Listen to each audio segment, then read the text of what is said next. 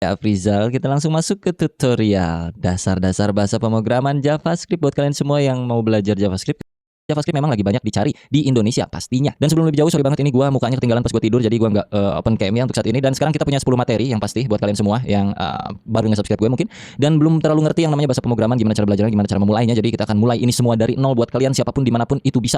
Dan juga switch kalau secara teknisnya. Dan terakhir di nomor 9 itu ada tugas kecil buat kalian semua supaya bisa menambah jam terbang dalam belajar ngoding. So disclaimer dulu sebelum kita mulai ngoding, ini untuk pemula, nggak pernah ngerti coding sebelumnya, gue akan jelaskan secara detail dan rinci per materi. Materi yang udah gue sebutin tadi gue akan jabarkan secara manusiawi, oke? Jadi buat subscriber gue yang udah mengerti, silahkan di skip aja. Kalau misalkan dari materi yang gue sebutin tadi kalian udah banyak paham, ya udah skip aja. Tapi lebih interaktif lagi. Jadi dengan JavaScript itu bisa membuat sebuah elemen HTML menjadi lebih dinamik lagi, lebih interaktif terhadap user. Contohnya misalnya bisa komponennya bergerak, di dalam website kalian bisa melihat animasi-animasi, itu kurang lebih bisa menggunakan JavaScript. Dan JavaScript ini dipakai di perusahaan untuk kebutuhan-kebutuhan tertentu, pastinya banyak banget, mulai dari IoT, terus misalkan machine learning. Dan untuk mempelajarinya sebenarnya di awal itu cukup mudah, tapi nanti ketika kalian udah mulai masuk dan mulai kecanduan sama JavaScript, disitulah titik letak kesulitannya bro ya. Jadi dinikmati aja, gue jamin kalian bakal bisa ngikutin dari nol sampai video ini selesai. Gue jamin siapapun lu itu, asal dicoba aja dan jangan lupa teliti. Baiklah, kita mulai langsung saja ngodingnya dari awal bro ya. Di sini di desktop kalian bisa lihat tidak ada apa-apa. Yang perlu kalian install hanyalah satu biji text editor yang perlu kalian download dulu di Google. Cari saja di Google itu VS Code namanya bro. Download sendiri manual VS Code, download lah pokoknya, pilih sesuai dengan sistem operasi yang kalian punya. Kalau kalian punyanya Windows 10 ya download VS Code-nya untuk Windows 10. Kalau Windows 8 ya untuk Windows 8, kalau Windows 7 ya untuk Windows 7 gitu ya. Kenapa VS Code? Ya karena gue seringnya pakai itu dan gue ngertinya pakai itu, lebih senangnya pakai itu, gue nikmatnya pakai itu, jiwanya ada di situ gitu bro ya. Selama gue project gue selalu pakai itu. Saja mulai di dalam desktop sini gue akan klik kanan, lalu lu coba pilih yang new dan bikinlah satu folder baru di sini. Namakan ya, kalian lihat di sini ada foldernya. Jangan lihat folder gue yang lainnya karena di sini foldernya banyak folder game anak-anak. Oke, di sini namain aja belajar JavaScript dasar. Gini ya boleh. Lalu klik 2 kali foldernya. Akan muncul seperti ini, betul? Sama. Nah, kalau kita udah muncul seperti ini bro, lu pergi dulu ke bagian view seperti biasa. Ini setiap tutorial gue selalu ulang-ulang supaya kalian nggak bingung nanti ke depannya. Klik tombol view ini. Perhatikan di bagian sebelah tengah sini bro, ada yang namanya file name extension. Make sure, pastikan lu centang file name extension ini. Kalau tidak dicentang, lu akan kebingungan dengan nama file JavaScript yang kalian udah bikin nanti ya. Ini kalau gua nggak centang, pokoknya bakal bingung. Mending lu centang aja ini. Terus kita klik kanan di area folder sini, new text document. Sampai muncul seperti ini. Nah, kalian perhatikan di sini ada titik .txt, yang artinya txt itu adalah extension file name-nya.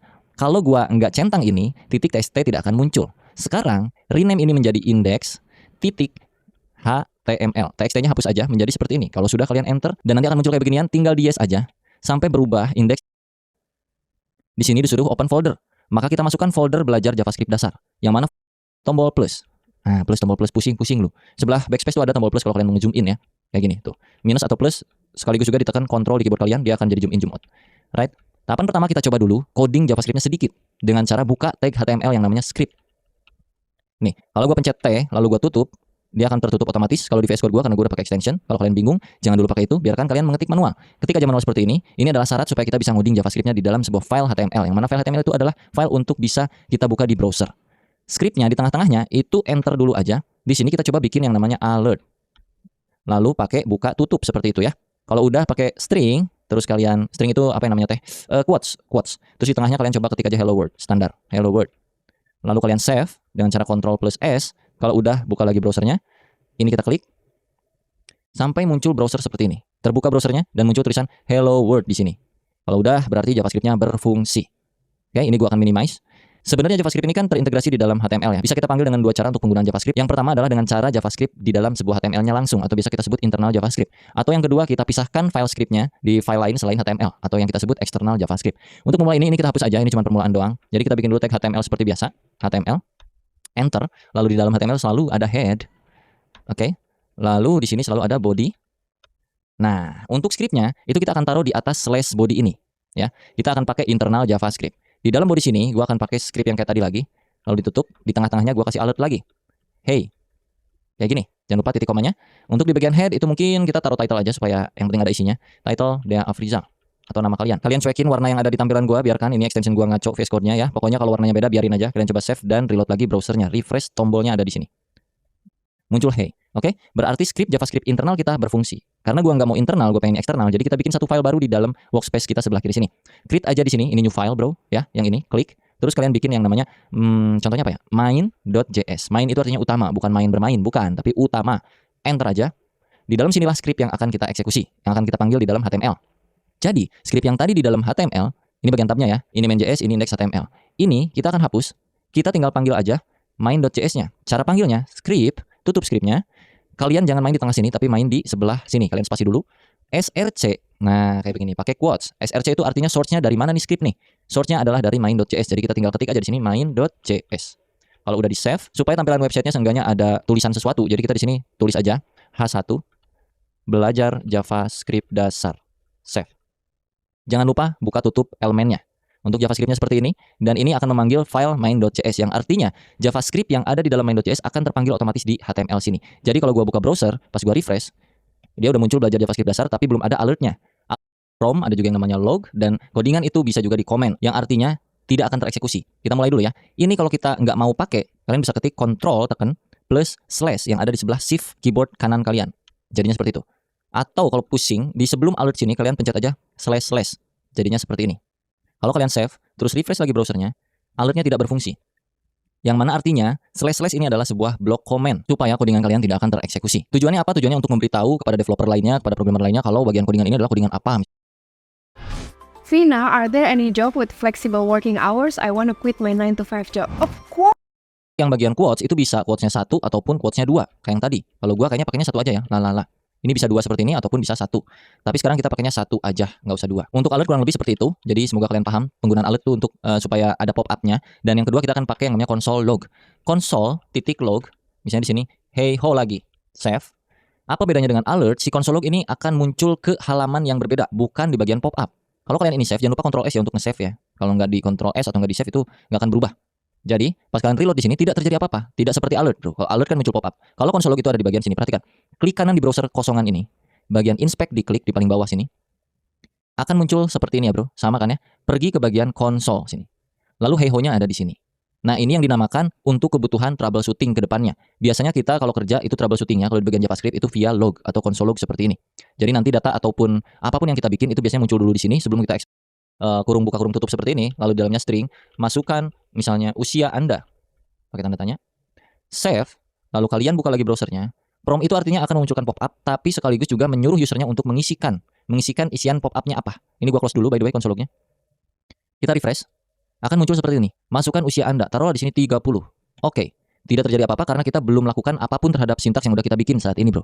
Baru cuman kayak ginian doang ya, pastinya belum ada apa-apanya dong, belum ada interaksinya. Untuk bagian prompt, itu gua akan hapus dulu. Seperti itu. Untuk bagian console log gua akan pindahkan ke bawah. Ini di cut, Ctrl X. Ini di bawah kalian Ctrl V, paste. Oke, setelah hey ho, kalian tambahkan di sini sedikit. Hey ho, usia kamu adalah spasi. Di sini pakai plus. Masukinlah variabel ini, usia ke sini. Yang artinya, hey ho, usia kamu adalah plus usia. Maksudnya di sini adalah kita akan mencari tahu nilai dari usia itu berapa sih gitu. Makanya dipanggil di console log, usia kamu itu berapa? Yang mana di sini nilai usia adalah 30. Maka nanti ke konsol akan muncul, hey ho, usia kamu adalah 30 gitu. Kita coba ya. Dan juga ada let. Let's y sama dengan 2, misalnya kayak gitu. Perbedaannya adalah kalau cons itu nilai ini nggak bisa diubah-ubah sama sekali. Kalau let itu sama kayak var. Let itu nilainya bisa berubah. Cons itu kayak konstanta. Kalau let itu baru terhadap variabel ini, yang mana variabel itu bisa ditimpah nilainya. Ini nilai awalnya adalah 30, terus kita timpah usia sama dengan 35. Save. Ini akan terus diubah menjadi 35, yang tadinya 30, itu nggak akan bisa. Kalau kita save, terus kita reload lagi browsernya, maka akan terjadi error seperti ini. Assignment to constant variable. Itu nggak bisa, karena variabelnya bertipe konstan, kurang lebih kayak gitu. Tapi kalau kita ganti consnya jadi let, alias biarkanlah usia itu awalnya 30, sisanya serah lu. Mau ganti usianya jadi 35, berapapun itu serah. Kalau kita save, terus kita reload, maka usia kamu adalah 35. Loh bang, 30-nya kemana? Aturannya begini bro, karena ini interpreted ya bro, disebutnya itu interpreted. Artinya, dia akan mengeksekusi satu persatu kode dari atas ke bawah. Pertama, kode ini akan dieksekusi nih, let usia sama dengan 30. Lalu yang kedua, usia, variabel usia itu diganti nilainya jadi 35. Dan di sini console log, usia, yang mana usianya adalah nilai usia terakhir itu berapa akan kita munculkan di sini. Yang terakhir kan 35. Karena dia ada di baris keempat, sedangkan let usia 30 itu ada di baris ketiga. Jadi nilai terakhir dari variabel usia adalah 35, sehingga muncul ke bagian konsol itu juga 35. Bagaimana tentang variabel? Cukup mudah bukan? Lalu, kalau udah kayak gini kita coba combine semuanya. Misalkan, ini kita nggak mau pakai console log atau biarinlah console lognya di sini, terus kita tambahin lagi di bawah itu bisa. Pakai misalnya alert usia, save. Jadi pas kita refresh browsernya, 35.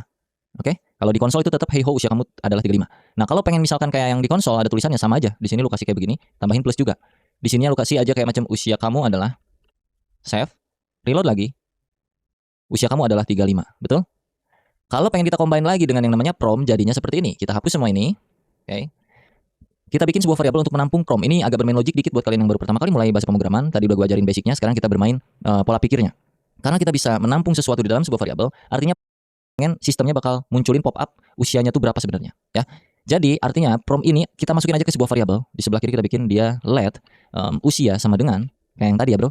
Nah, daripada kita mengetikkan secara manual di sini usianya 30, gue pengen tuh user aja yang ngetikin usia lu berapa. Ntar dijawab sama sistem usianya sebenarnya berapa, kayak gitu kurang lebih. Plus usia, sama aja kurang lebih. Cuma kita masukin prom ke dalam sebuah variabel. Kalau udah di save, terus kalian reload lagi browsernya. Berapa usia kamu? Taruhlah 45. Kalau oke, muncul alert usia Anda adalah 45. Berhasil, teman-temanku? Oke. Misalnya let usia sama dengan 30. Oke, terus kalian gabungkan di dalam sebuah konsol log menjadi seperti ini, atau alert boleh. Dan usia Anda adalah plus lagi komentar di sini. Tipe string. Usia berarti tipenya adalah integer atau number. Integer number karena dia angka. Untuk angka itu nggak perlu pakai string seperti ini, kutip atau quote seperti ini nggak perlu karena dia bertipe angka. Misalkan gue punya tinggi badan, let tinggi badan. Nah, kalau dua kata seperti ini, dua suku kata. Kata kedua itu gua huruf besar biasanya, atau ini tuh di bahasa pemrograman disebutnya camel case sebutnya ya. Jadi kata pertama itu huruf kecil semua, terus untuk kata keduanya itu awalan dari kata keduanya itu kapital.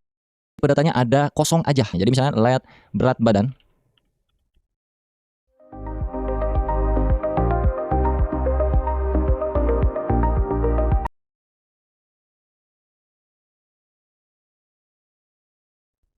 Udah, nggak pakai sama dengan, nggak pakai apa. Ini artinya belum ada nilai atau ini apa namanya ya. Cuman dibikin dulu variabelnya dan nanti variabelnya akan diisi kapan-kapan kayak gitu. Nanti akan panggilan harus sama persis seperti apa yang ada di atas ini. Jadi nggak boleh beda, oke? Lalu kita enter sebenarnya belum ada nilai. Kalau kita kasih nilai nama saya di Afrizal, usia saya itu 30, tinggi badan saya adalah 173,5, berat badan saya indefinite dan pacar saya nama saya artinya jika. Nah, ini kan logik nih standar nih. Jika satu kayak gitu-gitu kurang lebih. Udah punya artinya 0 akan berubah pacar gitu. Punya pacar 2, aku cukup playboy. Mau ini isinya apapun selain 1 dan 2. Belum punya pacar. Kita coba refresh. Relevan. Refresh. Oke. Saldo awal saya sebesar 50.000 dan juga saldo tambahan sebesar 80.000. Gua pengen di sini kita bikin dulu satu variabel penampung, nilai akhir adalah sebanyak miliki adalah sebanyak nilai X sama dengan X dikali nilai dan menjadi 9 dibagi nilai Y sama dengan 3, maka hasil akhirnya adalah 3. Dan nilai Y sama dengan Y. Maka hasilnya adalah Z. Ya. Nilai X sama dengan X dikali nilai Y sama dengan Y adalah Z. Nilai X sama dengan di JavaScript siku. Jody Bunga Rahman. Oke? Array itu selalu kaitannya sama siku-siku. Jadi kedua, karena dari sini kan nama guru .shift yang artinya Jody akan hilang. Sekarang kita reload lagi. Nama guru sama dengan kosong seperti ini. Lalu kita isi di luar. Nanti isinya misalnya kayak gini. Nama guru indeks ke 0 atau urutan pertama itu siapa? Misalnya Dea. Nama guru urutan nama guru. Lalu kalau satu itu diisi dengan konsol log seperti biasa. Pergi ke sini. Nama saya Dea. Nah, kalau gue pengen nama Deanya muncul 3 kali, 1, 2, 3 dengan cara copy paste aja gitu bro ya. Ini di blok. Statement pertama itu ya udah langsung aja sini ya. Kita bikin satu variabel. Statement pertama itu untuk initialisasi variabel. Jadi taruhlah di sini. Dan di sini kita akan melooping console.log bunga. Ada 4 ya kan. Terus kita console log ini penambahannya. Baru dia akan mencari kondisinya. Kalau yang while hari. Sini gua kasih clue aja. Hari ini adalah hari 1. Nah, satunya ini ganti jadi Senin.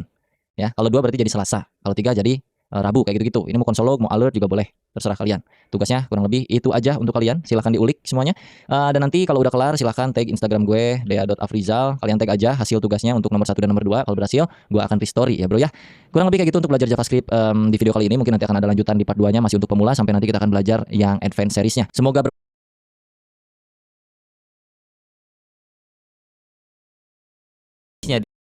nih, kalau kalian klik akan muncul nggak banyak sih, masih 2 video, jadi bakalan gua ataupun memanipulasi datanya juga bahkan atau menghapus dan lain-lain kurang lebih. Terus yang kedua gua akan coba sharing seputar HTML, gua rekap sedikit dan juga dokumen objek model yang pertama di main.js kita akan ya dokumen titik title karena di sana kan namanya title.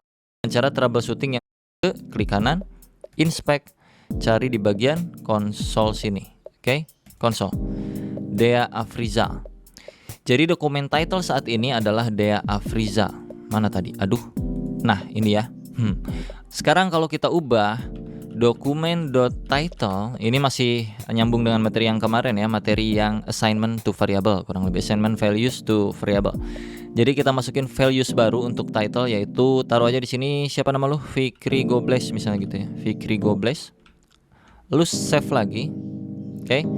Lu lihat ke bagian browser, kalau lu refresh, bagian title di bagian sininya, di bagian tab browsernya itu berubah jadi Fikri dulu.